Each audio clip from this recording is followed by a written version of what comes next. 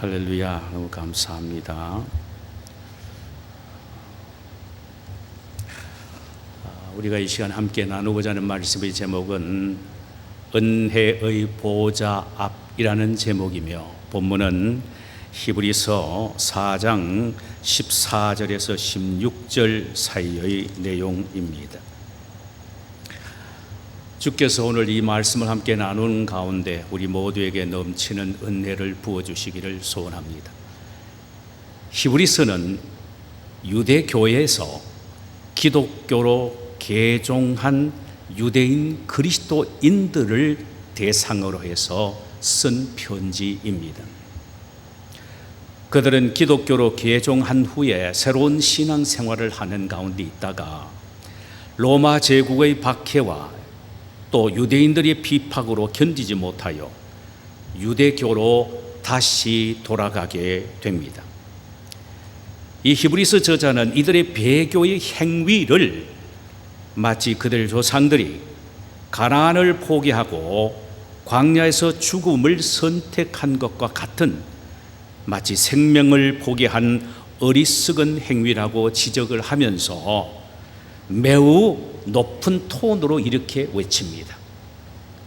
너희들이 여호수아와 갈렙 외에 가나안에 들어가지 못한 채 모두 다 광야에서 죽은 이유가 무엇인지 아느냐?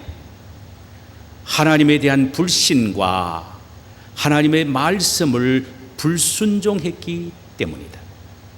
너희들은 너희 조상들의 실패의 발자취를 더 이상 답습하지 말고 믿음의 주요 온전케 하신 이인 예수 그리스도만을 바라보라. 그리하면 영원한 가나안인 천국에 들어갈 수 있을 것이다 라고 외치고 있습니다. 그러면서 오늘 본문을 통하여 실패하지 않는 믿음, 실패하지 않는 순종에 박차를 가할 수 있는 원동력을 소개를 하는데, 그것은 곧 은혜의 보좌 앞으로 늘 나아가는 삶을 살 때에 가능하다는 것입니다. 이는 오늘날 우리에게도 마찬가지입니다. 우리 모두는 힘들고 어려운 이민 생활을 하고 있습니다. 그런 거로 때로는 수많은 유혹과 시련과 고통을 만날 때가 있지요. 이 가운데서 믿음과 순종에 실패하지 않고 승리하는 삶을 계속 영위해 나갈 수 있는 비결을 오늘 히브리서 기자가 유대인 기독교인들을 향하여 말한 그대로 은혜의 보좌 앞에 늘 나아가는 삶을 사는 것이라고 말합니다. 그런 면에서 볼 때 은혜의 보좌는 승리의 원천입니다. 이 은혜의 보좌란 그리스도의 보좌를 말하며 또 하나님의 보좌라고도 말합니다. 보좌란 하나님이 앉아 계시기에 영광과 위엄이 충만한 장소란 의미입니다. 그 영광은 너무나도 엄청나서 이루 말로 표현할 수가 없지요. 우리는 하나님의 보좌의 위엄과 영광이 어떤 것인지를 이사야서 6장 1절과 5절 사이를 통하여 어렴풋이나마 짐작할 수가 있습니다. 도저히 우리의 작은 머리와 가슴으로는 그 엄청난 하나님의 보좌의 영광을 다 설명할 수도 없고 느낄 수도 없습니다. 그러나 단지 이 이사야서 6장 1절에서 5절 사이의 말씀을 통하여 어느 정도 어렴풋이나마 감지를 잡을 수가 있다는 말입니다. 그 내용은 이렇습니다. 유다의 우시아 왕이 문둥병이 들어 죽게 되었습니다. 바로 그 해에 왕이 죽었으니까 얼마나 나라가 어수선하겠어요. 그래서 하나님의 사람 이사야는 너무나도 암담한 유다의 미래를 바라보며 성전에 들어가 하나님 앞에 깊이 기도하기를 시작합니다. 그때 갑자기 하늘문이 열리기 시작하여 하나님의 보좌가 나타나기를 시작했습니다. 보좌 위에는 하나님이 앉아 계셨고 그 옷자락은 성전에 가득했습니다. 각기 6날개를 가진 여러 천사들이 하나님의 보좌를 에워싸서 날개 둘로는 얼굴을 가리고 날개 둘로는 발을 가리고 날개 둘로는 날면서 하나님의 영광과 위엄을 합창하기를 시작하는데 이 내용입니다. 거룩하다 거룩하다 만군의 여호와여 그 영광이 온 땅에 충만하도다. 이것이 전부입니다. 설명이 안 되기 때문에 거룩하다 거룩하다 만군의 여호와여 그 영광이 온 땅에 충만하나이다라고 합창을 할 때에 갑자기 문지방의 터가 요동하면서 성전의 연기가 충만하게 차게 됩니다. 구약시대에는 죄인인 인간이 영광과 위엄이 충만한 하나님의 보좌를 바라볼 수도 없고 가까이 갈 수도 없습니다. 왜냐하면 가면은 죽게 되어 있기 때문입니다.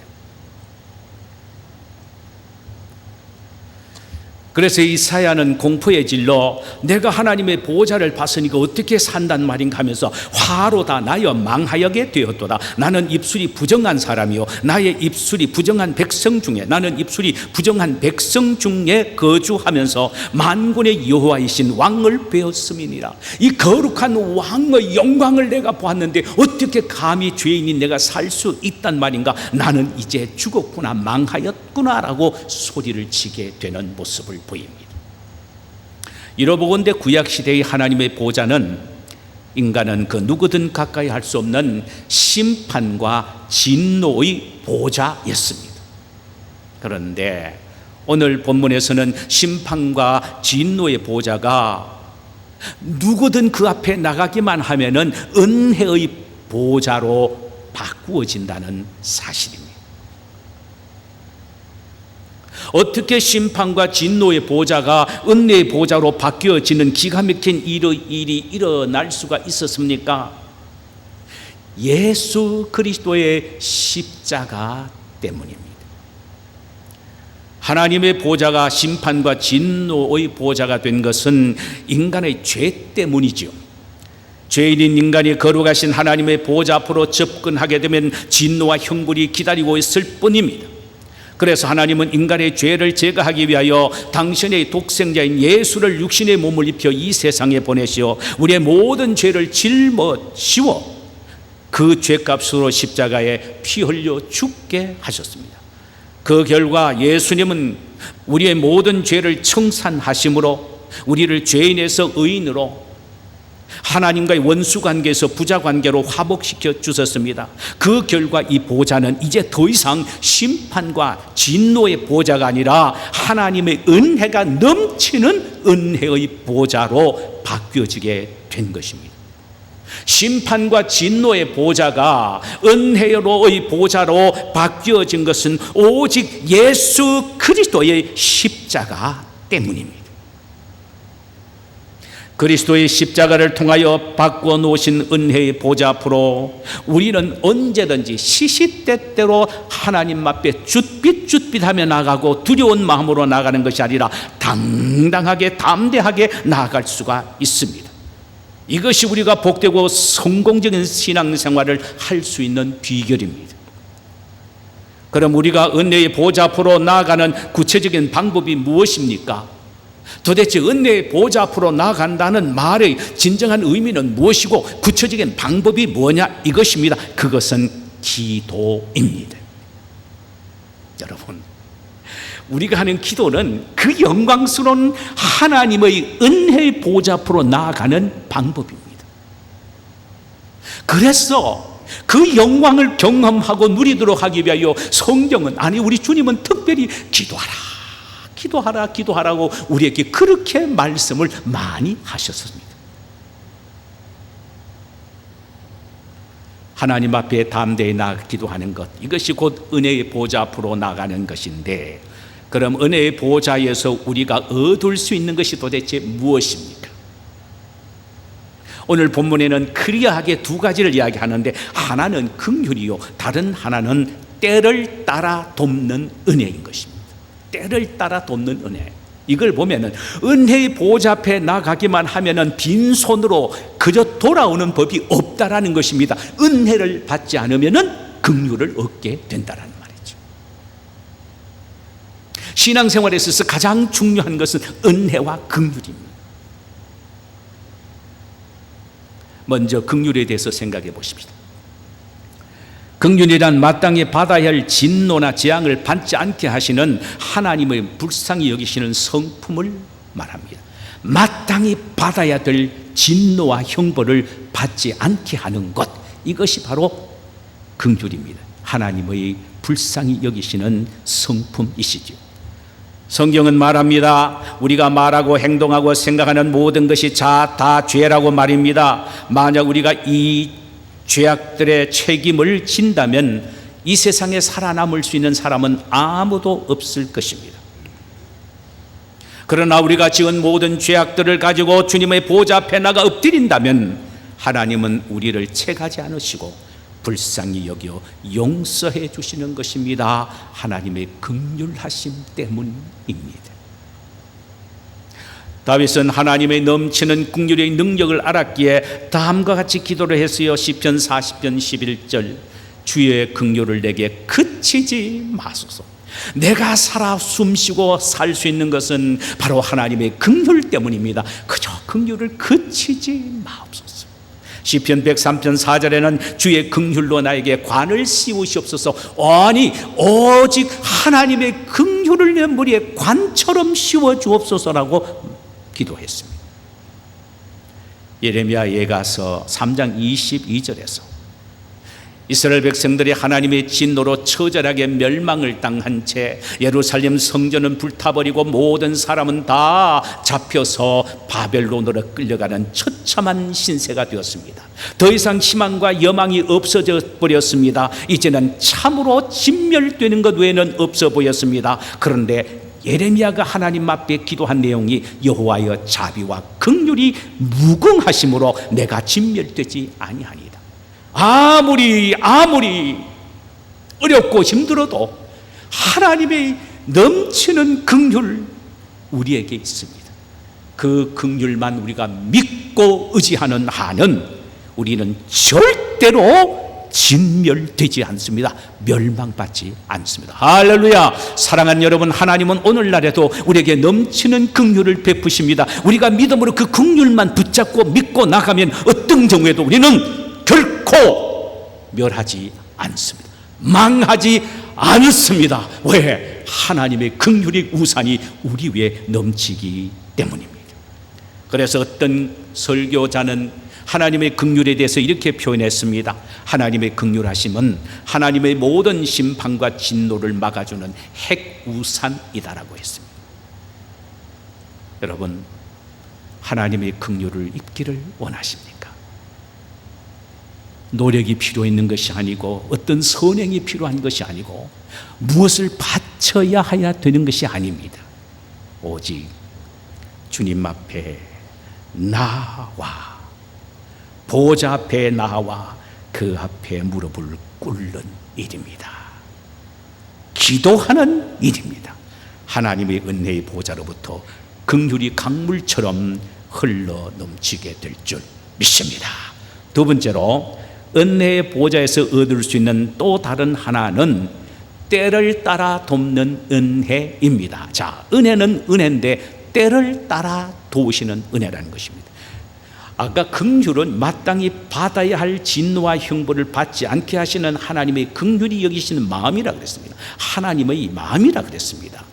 그런데 은혜는 받을 수 없는 죄인이 공짜로 받는 것이 은혜입니다.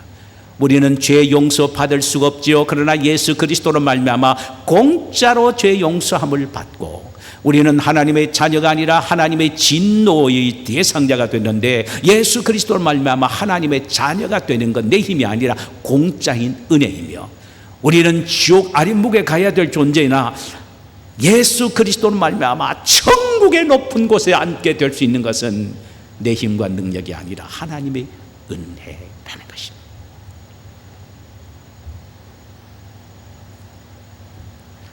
우리가 어떤 경우에도 기도인 하나님의 보좌 앞에 나가기만 하면 하나님은 그때마다 우리에게 필요한 모든 것을 공급해 주시되 때를 따라 필요한 대로 공급해 주십니다. 자, 때를 따라 돕는 은혜란 말은 얼마나 우리를 행복하게 만드는지 모릅니다. 필요한 때에 나아가서 무릎을 꿇기만 하면, 은혜의 보호자 앞에 나아가 손들고 하나님의 은혜를 기다리기만 하면, 구하기만 하면 때를 따라 그때그때마다 필요한 은혜를 주신다는 말씀입니다. 아멘. 너나 할 것 없이 인생은 문제 속에서 태어나서 문제 속에서 살아갑니다. 가정의 문제, 자식의 문제, 기업의 문제, 건강의 문제, 인간 관계의 문제 등을 직면하며 살아가고 있지요. 이런 문제들의 대부분은 우리 힘으로는 해결할 수 없는 일들입니다.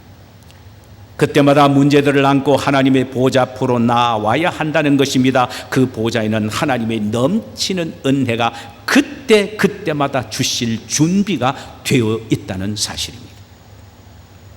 사랑하는 여러분, 이 세상에는 하나님의 도움이 필요 없을 정도로 완벽한 사람은 하나도 없습니다. 모두 다 문제투성이들입니다. 그럼에도 불구하고 그 문제를 가지고 은혜의 보호자 앞으로 나오면 되는데, 나오지 않는 그것이 더 큰 문제란 사실입니다. 우리 주님에게는 도울 수 없거나 해결할 수 없는 문제는 하나도 없습니다. 당신이 보좌 앞에 나오는 사람은 한 사람도 그대로 되돌려 보내시지 않으십니다.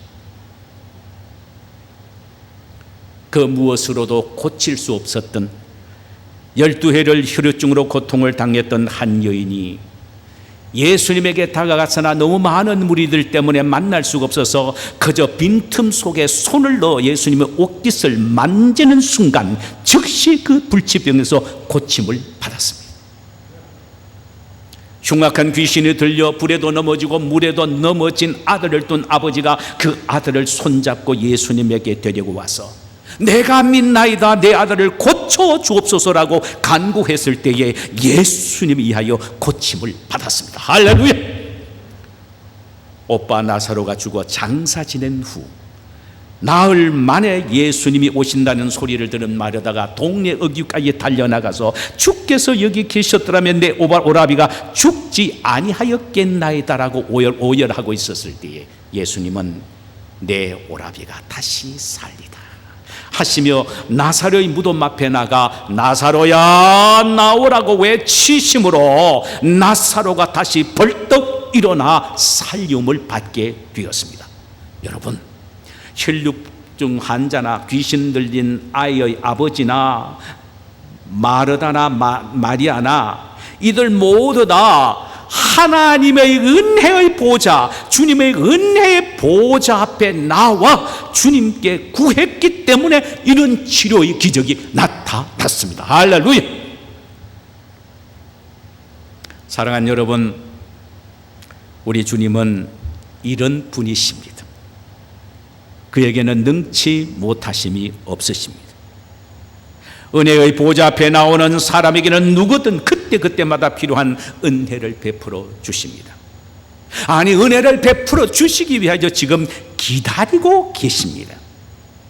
우리 문제를 안고 몸부림만 치고 있지 말고 그 문제를 가지고 은혜의 보좌 앞에 앞으로 담대히 그리고 당당하게 나아가십시다. 결혼식 전날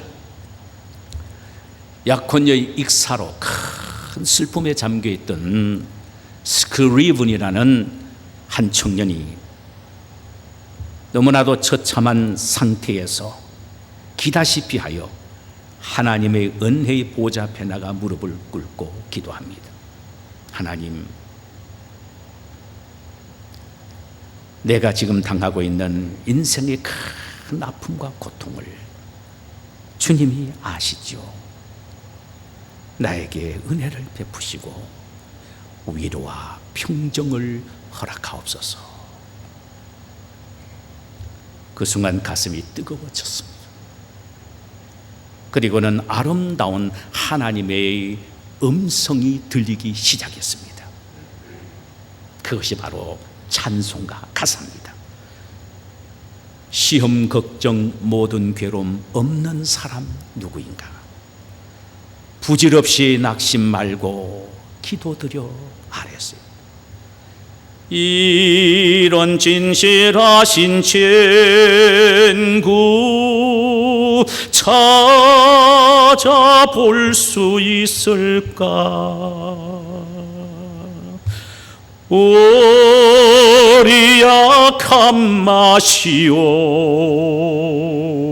마시오니 어찌 아니하릴까? 그가 이 찬송스를 썼습니다. 우리의 연약하고 부족함을 아시는 주님이기에 은혜의 보호자 앞에 나가 그의 앞에 엎드리게만 하면 하나님은 때를 따라 필요를 채워주시고 위로를 주신다는 말씀입니다.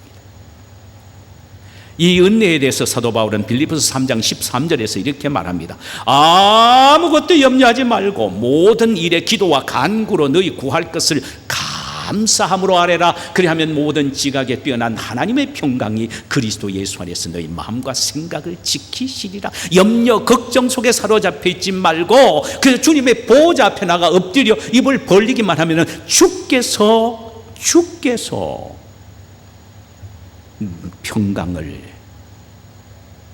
그리스도 안에서 너희 마음과 생각을 지키게 하시겠다는 것입니다. 그렇다면 우리가 이렇게 담대하게 은혜의 보호자 앞으로 나아갈 수 있는 근거가 어디에 있습니까? 그러니까 은혜의 보호자 앞에 담대히 나아갈 수 있는 근거가 어디 있느냐 이 말이죠. 큰 대제사장의 배경 때문입니다. 이에 대하여 본문 14절에서 이렇게 기록합니다. 그러므로 우리에게 큰 대제사장이 계시니 승천하신 이 곧 하나님의 아들 예수시라. 우리가 믿는 도리를 굳게 잡을지어다. 구약시대 대제사장은 백성을 대신하여 하나님 앞에 나가 속죄 제사를 드리기 위하여 임명된 성직자였습니다. 레위 족속 중 아론 지파의 후예들이 바로 이 직책을 감당했습니다. 대제사장은 1년에 한 번 대속죄일에 백성들의 이름대로 양을 잡아 지성소안에 들어가 백성들을 위한 속죄 제사를 드립니다. 이스라엘 백성들은 대제사장이 없으면 죄 사함을 받을 길이 없기에 그들에게 있어서 대제사장이란 절대적인 존재였습니다. 그런데 이 구약의 대제사장은 바로 앞으로 오실 신약의 메시아인 예수 그리스도를 예표합니다. 예수님은 인류의 대제사장으로 오셨습니다. 그것도 큰 대제사장으로 오셨습니다. 그분은 십자가에서 인류를 위하여 속죄 제사를 지냈었습니다. 친히 대제사장이 되셔서 자신의 몸을 제물로 해서 자신의 피를 하늘나라의 지성소에 뿌리신 것입니다. 그리고는 지금도 대제사장으로 하나님 우편에서 우리를 위하여 중보 기도를 하시고 계십니다. 이런 그분을 향하여 본문에서는 큰 대제사장이란 말로 표현합니다. 이유는 대제사장 아론과는 근본적으로 차이가 있기 때문입니다. 예수님은 하나님으로부터 오셨기에 그분은 신성한 분입니다. 그러나 아론은 인간입니다. 예수님은 하나님으로부터 보냄을 받았기 때문에 그분은 초월적입니다.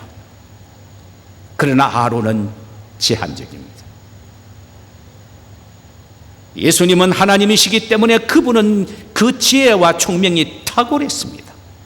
아론은 그러지 않았습니다. 하나님은 구약의 아론의 제사와 기도를 통하여 이스라엘 백성들에게 은혜를 베푸셨다면 아론보다 더 탁월하신 그리스도의 우리를 위한 중보 기도를 하나님이 왜 들어주시지 아니하시겠느냐 이 말씀입니다. 반드시 들어주시니까 이것을 믿으라고 말씀하십니다. 할렐루야.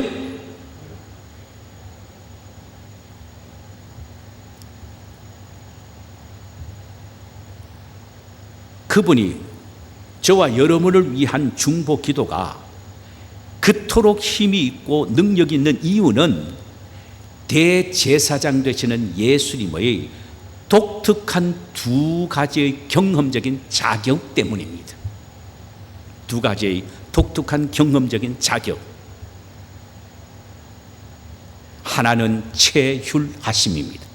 15절, 우리에게 있는 대제사장은 우리의 연약함을 동정하지 못하실 리가 아니요 그랬습니다. 지난번 성경에는 우리에게 있는 대제사장은 우리의 연약함을 체휼하지 아니하는 자가 아니요, 한마디로 표현하면은 눈물 젖은 빵을 먹어본 사람은 인생의 고통과 괴로움을 이해하지 못한단 말입니다. 배고파 보지 않는 사람이 어떻게 배고픈 사람을 이해하겠습니까? 배고픈 사람을 이해하기 위해서는 처절하게 배가 고파본 경험이 있는 사람이다. 이것이 바로 체휼입니다. 몸으로 경험한 것. 예수님은 우리와 똑같은 연약한 육신의 몸을 입고 인간 세상에 오셨습니다. 그래서 그분은 인간이 당하는 여러 가지 연약함을 친히 체험하셨기에 동정하는 마음으로 우리를 위하여 기도하심으로 그 기도는 반드시 응답받게 된다는 말이에요. 그 기도가 얼마나 애절하겠습니까? 예수님이요. 왜? 인간의 모든 고통을 겪어보셨기에 각각 고통을 가슴에 안고 기도하는 우리의 기도의 모습을 보고 그분이 얼마나 애처롭게 기도하시겠냐 이 말입니다. 그러니까 그분의 기도는 능력이 있고 힘이 있는 것입니다.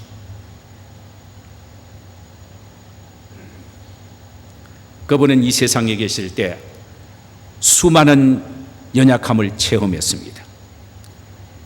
인간에 대한 배신과 배반의 고통이 얼마나 아픈지를 다른 유다와 베드로를 통하여 경험하셨기에 저와 여러분이 인간관계에서 당하는 배반과 배신의 아픔을 갖고 주님의 보좌 앞에 나가서 기도한다면 주님은 자신이 당했은 아픔을 기억하시면서 우리를 위하여 애절한 마음으로 하나님께 기도해 주시니 어떻게 응답받지 못할 수가 있느냐 이 말이죠. 또 우주의 주인 되신 그분이 여우도 굴 있고 공중의 새도 거처가 있으되 인자는 머리 둘 곳이 없다는 헐벗음과 굶주림과 무주택의 서러움을 체험하셨기에 오늘날 모든 것 상실한 우리가 주의 보좌 앞에 나가 엎드린다면 주님은 당신의 상실한 아픔을 되새기면서 우리를 위하여 애절하게 기도해 주신다는 말씀입니다.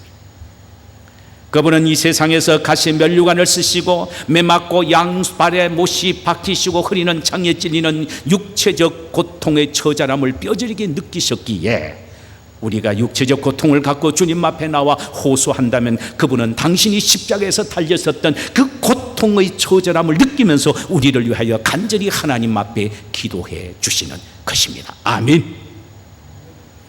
또 예수님은 사단의 시험과 유혹의 집요함을 경험하셨기에 사탄의 시험 앞에서 기도하는 성도들을 도와주십니다. 예수님이 사탄에 의하여 시험을 받으신 것은 매우 포괄적이었습니다. 그 대표적인 사례가 마태복음 4장 1절에서 10절 사이 기록이 되어 있습니다. 그분이 공생의 시작 전 40일 동안 금식 기도를 한 후에 매우 줄이셨습니다. 그때 마귀가 돌을 들어 떡을 만들어 먹으라고 유혹을 했고 주님은 사람이 떡으로만 살 것이 아니라 하나님 입으로 나오는 모든 말씀으로 살 것이니라는 말씀으로 그 사탄을 물리쳤습니다. 이것은 하나님의 뜻과 영광보다는 자신의 육적 욕망을 우선적으로 채우라는 육신의 정욕을 자극하는 시험이었습니다. 또 하나의 시험은 성전 꼭대기로 예수님을 데리고 가 뛰어내리면 천사가 받아줄 터이니 뛰어내리라고 유혹하는 시험이었습니다. 물론 예수님이 뛰어내리셨다 하더라도 분명히 하나님께서는 천사를 보내어 그를 받아줬을 것입니다. 만약에 그렇게 했다면 어떤 일이 일어났겠습니까? 기상천외와 같은 일을 보고 수많은 사람들이 그를 영웅시하여 추종하게 하여 예수님으로 하여금 이 세상의 영광에 도취되도록 유혹하는 이생의 자랑에 대한 시험이기에 주님은 단호하게 주 너의 하나님을 시험하지 말라는 말씀으로 물리치셨습니다. 마지막 하나는 예수님을 높은 산 위에 데리고 가 거기서 만국의 영광을 보여주시면서 내가 만약 내게 엎드려 경배하면 이 모든 것을 내게 주리라고 유혹한 시험이었습니다. 이 유혹 앞에서 예수님은 사단아 물러가라고 외치셨습니다. 주 너의 하나님께 경배하고 그만 섬기라 말씀으로 꾸짖었습니다. 예수님이 당하신 세 종류의 시험은 인간이 당하는 모든 시험을 대표한 것입니다. 즉 인간이 당하는 모든 시험은 이 세 범주 안에 속한다는 말입니다. 육신의 정욕과 이생의 자랑과 안목의 정욕, 이 세 가지 범주에 속합니다. 예수님은 이 세 종류의 시험을 통하여 사탄의 맹렬함과 집요함과 감교함을 친히 겪으셨고 이기셨기에 사탄에 대한 승리 전략이 예수님 마음속에는 있었습니다. 그러므로 우리가 사탄의 시험 앞에서 기도하면은 어느 때는 말씀을 가지고 물리치게 하시고 어떤 때는 예수 이름을 가지고 마주 대항하여 꾸짖게 만드시고 어떤 때는 피하게 만드십니다. 이게 예수님의 전략입니다. 기도하기만 하면 우리로 하여금 그렇게 사탄을 이길 수 있는 길을 열어주십니다. 설령 우리가 우리 자신의 욕심 때문에 사탄의 덫에 걸려 넘어졌다 하더라도 우리가 회개하고 그 앞에 나가 회개하고 간구하면 우리 주님은 우리를 정죄하지 아니하시고 오히려 하나님께 다음과 같이 기도해 주실 것입니다. 하나님, 내가 인간 세상에 있을 때 겪었던 사탄의 공격은 얼마나 맹렬하고 교활한지 모릅니다. 저들이 연약하여 넘어지고 말았습니다. 저들을 용서해 주시고 다시 일으켜 세워 주옵소서는 이 예수님의 중보 기도로 하나님의 능력으로 우리는 다시 일어나게 될 것입니다. 할렐루야! 사랑하는 여러분, 우리가 인생을 살다 보면 여러 종류의 힘들고 어려운 문제들 만나게 될 것입니다. 그때마다 두려워하거나 낙심하지 말고 은혜의 보좌 앞에 담대히 나가시기를 바랍니다. 그곳에는 우리의 연약함을 친히 제율하시고 우리와 똑같이 시험을 받으시고 승리하신 우리의 큰 대제사장이신 예수님이 우리를 중보 기도해 주시기 위하여 기다리고 계시기 때문입니다. 우리 은혜의 보좌 앞에 담대하게 나가서 무릎을 꿇읍시다. 그리하면 넘치는 긍휼과 때를 따라 돕는 은혜를 풍성하게 채워 주실 것입니다. 이런 은혜를 우리가 받기만 하면 매일매일 우리의 삶 속에서 믿음과 순종을 잃지 않고 나아갈 수가 있을 것입니다. 그 가운데 매일 주님을 만나고 기도 응답의 재미를 느끼고 주님의 음성을 듣는 삶을 살 수 있을 것입니다. 이런 축복이 우리 모두에게 있기를 주님의 이름으로 축원합니다. 자, 우리 시간 찬송 한 장 부르십시다.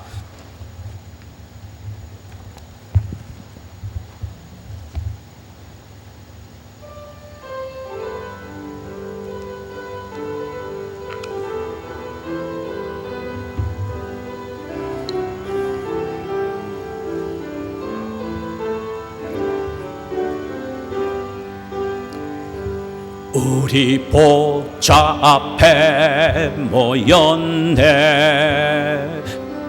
함께 주를 찬양하며 하나님의 사랑 그 아들 주셨네.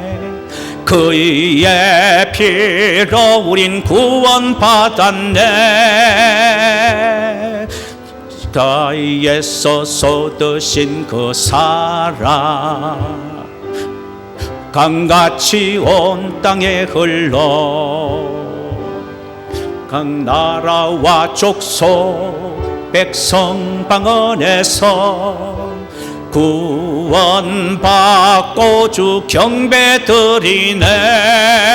주여 구원하심이 보좌에 앉으신 우리 하나님과 어린 양께 있도다. 구원하심이 보좌에 앉으신 우리 하나님과 어린 양께 구원하심이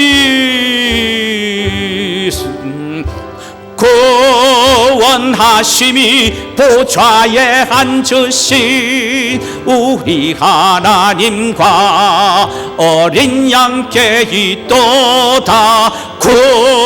구원하심이 보좌에 앉으신 우리 하나님과 어린 양께 있도다. 사랑하는 여러분, 우리 시간에 눈을 감고